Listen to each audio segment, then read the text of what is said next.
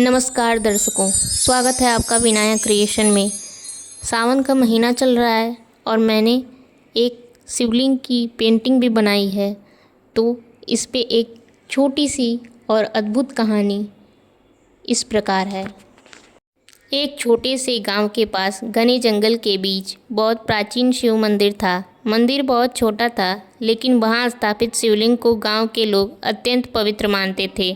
कहा जाता था कि उस शिवलिंग पर जल चढ़ाने से मन को शांति मिलती है और सच्चे मन से की गई प्रार्थना कभी व्यर्थ नहीं जाती। उसी गांव में चंदन नाम का एक बालक रहता था। उसके परिवार के पास धन नहीं था, लेकिन चंदन भगवान शिव के प्रति बहुत गहरी आस्था रखता था। चंदन रोज सुबह जंगल से लकड़ियां इकट्ठा करने जाता और लौटते समय शिवलिंग के पास जरूर जाता। उसके पास चढ़ाने के लिए न दूध होता, न फल, न मेवा। बस वह नदी से एक लोटा जल लाकर शिवलिंग पर चढ़ा देता और कहता, हे महादेव, मेरे पास बस जल और सच्चा मन है, इसे स्वीकार कर लेना। फिर वह कुछ देर वहीं बैठकर डमरू की हल्की आवाज़ की कल्पना करता और भगवान शिव का ध्यान करता। एक वर्ष भयंकर गर्मी पड़ने के कारण तालाब का पानी सूख गया और नदी में भी बहुत कम पानी रह गया। गांव वालों को इस बात की बहुत चिंता होने लगी। एक दिन चंदन मंदिर पहुंचा तो देखा कि शिवलिंग पर चढ़ाने तक के लिए जल नहीं था। वह मंदिर के सामने बैठ गया और चंदन की आंखों से आंसू बहने लगे।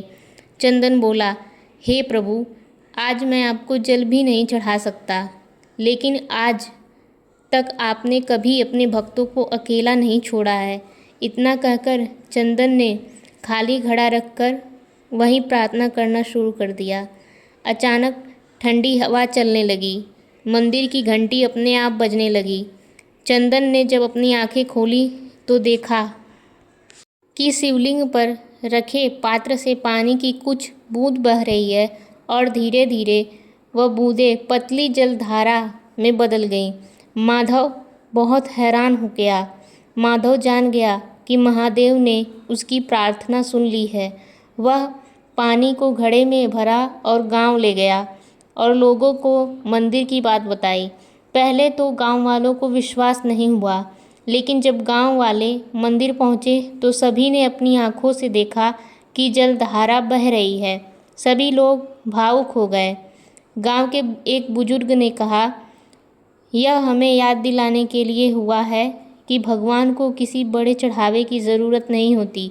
सच्ची श्रद्धा ही सबसे बड़ा चढ़ावा है। गांव के लोगों ने नाली बनाकर उस जलधारा को मंदिर के पास से लेकर तालाब तक पहुंचाया और देखते ही देखते पूरा तालाब जलमग्न हो गया। लेकिन चंदन ने इस चमत्कार का श्रेय खुद को नहीं दिया। वह रोज मंदिर जाकर कहता, महादेव, मैंने तो बस आप पर विश्वास किया था, सब कुछ करने वाले तो आप हैं। एक रात चंदन मंदिर में बैठा था। अचानक आकाश में बादल छा गए और कहीं दूर डमरू की ध्वनि सुनाई दी। फिर मंदिर के बाहर तेज हवा चली और आसमान से बारिश की पहली बूंद गिरी। पूरे गांव में बारिश शुरू हो गई। बच्चे घर से बाहर निकलकर खेलने लगे। पूरा गांव आनंदमय हो गया और सभी आसमान की ओर देखकर महादेव को धन्यवाद देने लगे। चंदन मंदिर में खड़ा होकर शिवलिंग को देख रहा था। उसने हाथ जोड़कर कहा, भोलेनाथ, आज समझ आया कि आपकी शक्ति केवल इस मंदिर में ही नहीं, बल्कि हर उस जगह है जहाँ सच्चा प्रेम और विश्वास होता है। कहते हैं उस दिन के बाद गांव में हर वर्ष बारिश से पहले लोग शिवलिंग पर जल चढ़ाते और एक दूसरे की सहायता करने का संकल्प लेते, और मंदिर के बाहर लगा त्रिशूल उन्हें हमेशा याद दिलाता रहा कि डर चाहे कितना भी बड़ा हो, विश्वास उससे बड़ा होता है। इसीलिए जीवन में चाहे कुछ भी घटित हो जाए, भगवान पर से अपना विश्वास कभी खोना नहीं चाहिए। सीख, शिव को दिखावे की नहीं बल्कि सच्ची भक्ति प्रिय है। हमारे पास चढ़ाने के लिए बहुत कुछ न हो, फिर भी हमारे मन में श्रद्धा और विश्वास हो तो हमारी छोटी सी भी प्रार्थना देवों के देव महादेव तक जरूर पहुंचती है। महादेव से जुड़ी यह पेंटिंग और कहानी अगर आपको पसंद आई हो तो वीडियो को लाइक करें, दोस्तों को शेयर करें और ऐसी और कथाओं के लिए हमारे चैनल विनायक क्रिएशन को सब्सक्राइब कर लें।